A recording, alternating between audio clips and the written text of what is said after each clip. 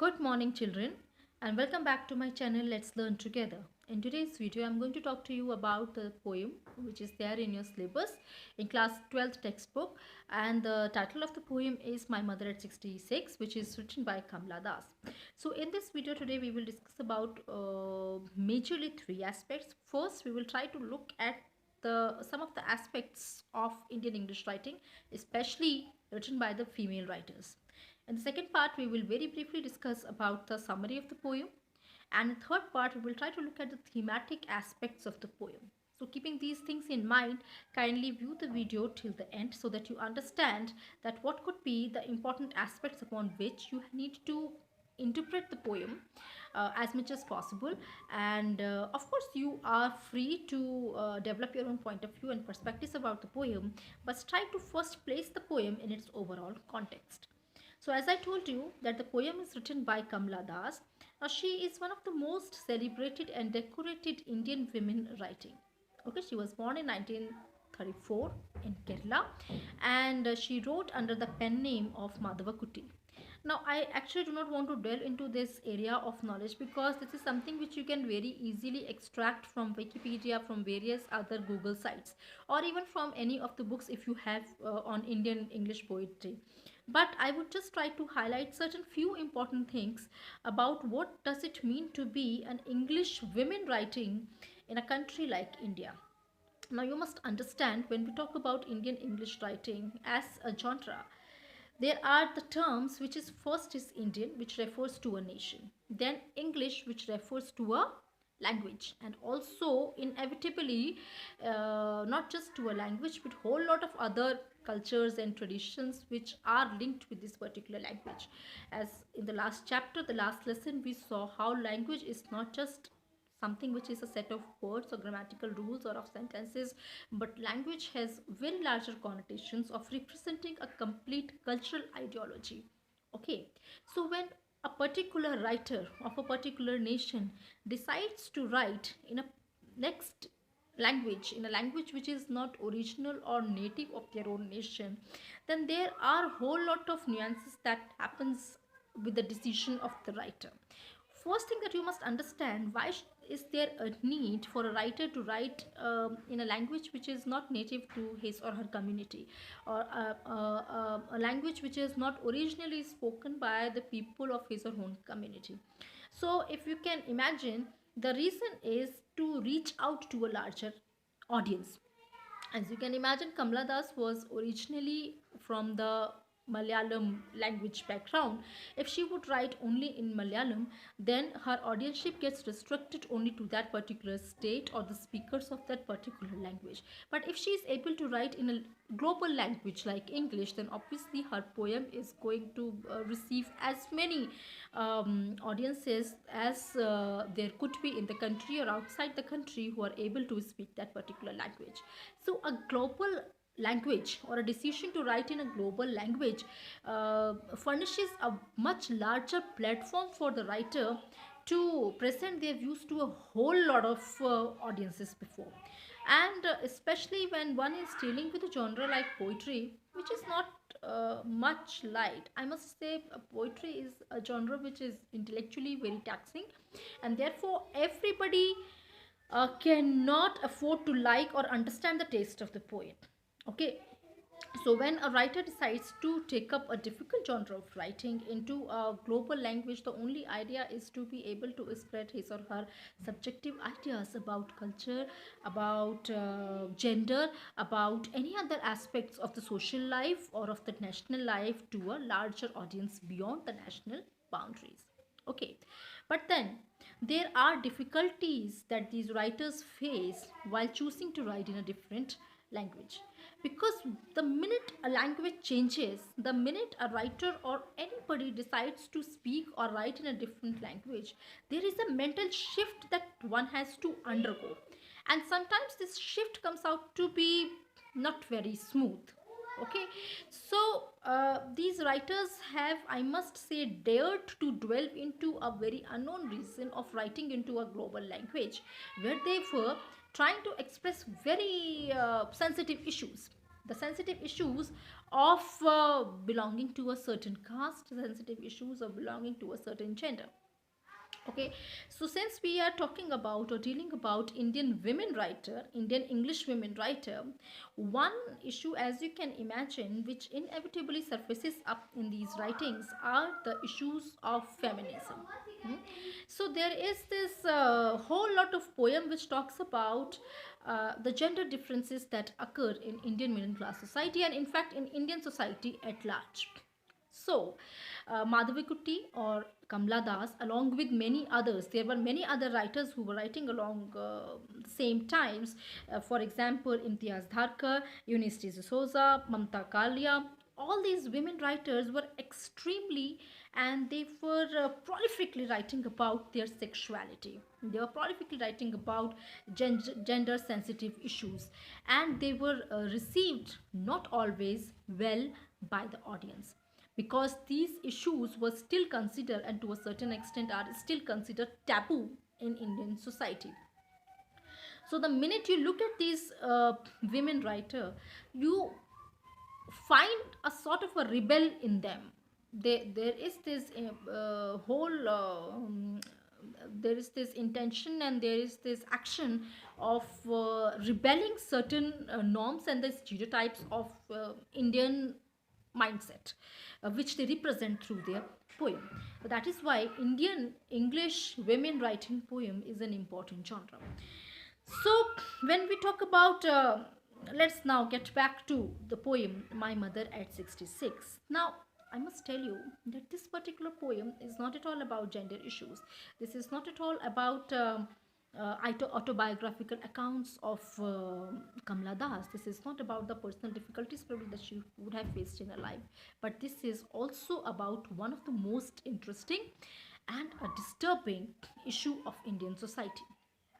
In this particular poem, we find that there is a young girl, and this young girl is catching up a flight from her home, where there is an old woman who is her mother, and she is catching up a flight and moving to a different city, most probably for the purpose of work. Probably she works in a different city, and that is why she is leaving her family on her home, and then she is going towards the work, or towards the destination where she probably works, as no such information is actually provided in the poem, but I am assuming that she is probably working in a different city and that is why she is leaving her family. There could be other reasons also. You are free to find your own interpretations of the poem. So the poem is about leaving the home, then catching a taxi and moving towards the airport. So it is just the distance that she is covering from her home till the airport, and there are a whole lot of ideas which are coming through about her mother, coming through her mind about her mother who is accompanying her. Now, mother is very old. What is the age of the mother? 66. The age of the mother is 66, so she is very much a senior citizen. And as she is accompanying, she's looking at her mother, and then she looks out of the window of the taxi and she finds young trees sprinting out. Then there are young children who are coming out of their homes and playing around and then jumping, and they're all full of life and energy. And she again looks at her mother, and the mother is very much a symbol of losing life. She's very much a symbol, or she's very much representing a life which is withering away, and it is the advancing age that she is approaching. So obviously there is a guilt that appears in her mind, and this guilt is of leaving her mother at such age when she needs a lot of care and attention, in fact a constant care and attention by other members of the family. Okay, now, she looks at her mother, and when she is moving towards the airport, just returns back at her mother. All she is able to say to her mother is that, "See you soon, Amma." These are her last words, and then she moves towards her destination with a smile on her face, and which is definitely a smile of helplessness. She's feeling very helpless because she cannot do anything to improve probably the conditions of her mother. Now, the issues which are quite inherent in this particular poem are going to be this. To understand this poem, you must understand the fabric of Indian society. When I'm talking about the fabric of Indian society, I'm talking about the importance of family structure. Few generations back, almost all our families belonged to a joint family structure where the parents, their own parents, the children, the cousins, the uncles, the aunts, almost all of them used to live together at a single place. Okay, and slowly and society steadily as the society progressed, as the time progressed, and as urbanization happened, as industrialization happened, and as there was this spread of education that happened, more and more people started getting educated. With them getting educated, there was also this need within them which sprang up, which wanted them to become more self sufficient, economically sufficient, and there was this need and a desire within the people of buying a good lifestyle for themselves, which seriously rested upon a good economical salaries or good economical status. So there was important for these people to leave their homes, find out a job for themselves, and if required, settle down in a different cities. Even if not settle down, at least for the number of the years that they would work, they were important. They were required to leave their original cities, their places, their states, and work out at a different set of people. Now, this kind of a structure, this kind of a change, basically gave rise to our nuclear family structures. Now, you understand what nuclear families are. In a nuclear family, generally, with a couple, their own children would be living, and there would be no grandparents or grandmothers or nana, nani, dada, dadis living with them. So these were the nuclear family structures. Now, when you look at the joint family structures in our society, we have always prided ourselves upon looking together and staying together and creating a bond of trust and love within each family. Families have not just seen as a single unit, they've also been seen as symbol of strength. They've been seen as a sources of love. And not just that, we have actually associated this joint family structure with moralities. So we have prided upon ourselves upon how we have taken care of old people, and how they have also become a source of morality for the children. And it is only that the children derive their moralities, their sense of ethicalities from their grandparents. So grandparents have definitely have had an important role in our societies, unlike western societies where children at very early age move out of their parents protection and they try to build up their own lives by getting themselves a job and getting married. We in India and in other eastern societies are still stuck within this ideology of keeping our parents with us, and it has certainly been extremely important for us to stay together with our parents or with our grandparents. Okay, so although times are changing, the social fabric has changed, and most of the families are now shifting to the nuclear family structures, right? So when we talk about this change in the society, when we talk about this shift in the society, one must understand that any shift that a society goes through is never without any kind of turbulence. So there is this turbulence that one has to go through when one has to leave the system of joint family structure, or at least the ideology which is based on joint family structure, towards a new way of life, which is a nuclear family structure. So it is not easy for people and for a society to transcend from one ideology to a different ideology very easily. People face problems, and when you read the poem, you can find the main character of the poem, or the narrator of the poem, who is the young girl who is leaving her mother behind, and she is leaving towards her work, a place of work. She's also filled with this guilt. She's filled up with the guilt of leaving her mother alone, who, as I told you, needs her constant care and help. And she, when looks at her mother, she compares her mother with a corpse, which means a dead body. Somebody who is completely deprived of any kind of emotions, any kind of feelings, and definitely at this age she needs to be loved by the family members. So, when you read the poem, kindly try to remember these issues of advancing old age and also the issues of Indian social society in change. Where there is this change from, as I told you, from the joint family structure towards the uh, nuclear family structure. Along with thinking about these lines, I would also suggest you to think about these issues. Since the society has changed, since the practices of societies have changed, do you think we should also find out some kind of alternative to deal with the elderly people and our societies? In Western societies, the idea of old age home is very familiar to the people of the society, and it is not just familiar, it is very normal, and it is completely a norm to them. People generally, when they aged and when they are aged enough not to take care of themselves on their own, move towards the old age homes. Now in those societies, this is a completely accepted idea. People do not find this idea negative. People do not find this idea which goes against their moralities.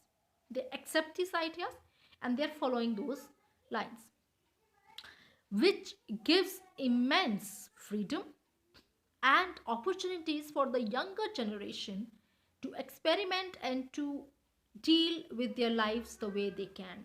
And they have a lot of freedom, immense freedom to shape their lives, as opposed to the people of the younger generation in Indian society who are bonded, or who are bounded rather, by the responsibilities of the elderlies at home.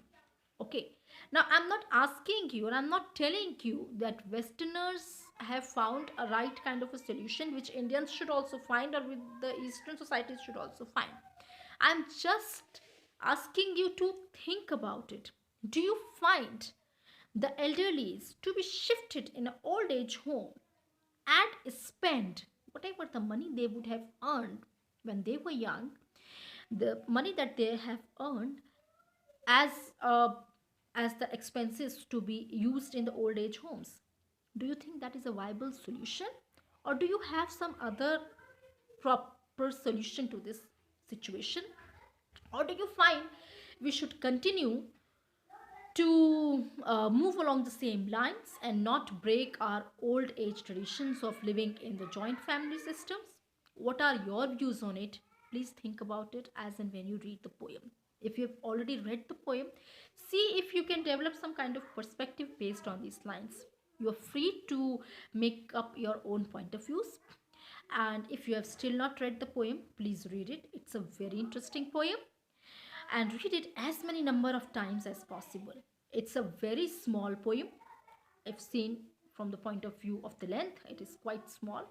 And when you read the poem, there is not even a single full stop in the poem. This poem is in a form of a long stretched out sentence. It's just one sentence that begins and ends up till the end. So uh, along with thinking upon the thematic aspects of the poem, also think about the structure of the poem. Do you find this particular poem similar or dissimilar to the poems that you would have read before? So, if it is similar, in what ways it is similar? If it is not similar, if there is a dissimilarity, then why do you think this dissimilarity occurs? And this dissimilarity, what could be the possible reasons for making this kind of, or for giving this kind of structure to the poem? Please think about it as and when you read the poem. Enjoy the poem and get back to me with your questions, with your confusions, with your apprehensions, or with your appreciations of the poem in the comment section below. So I'll be waiting for your answers. I'll be waiting for your questions also. And I wish all of you a very happy reading of the poem. Take care of yourself. Stay home. Stay safe. Thank you so much.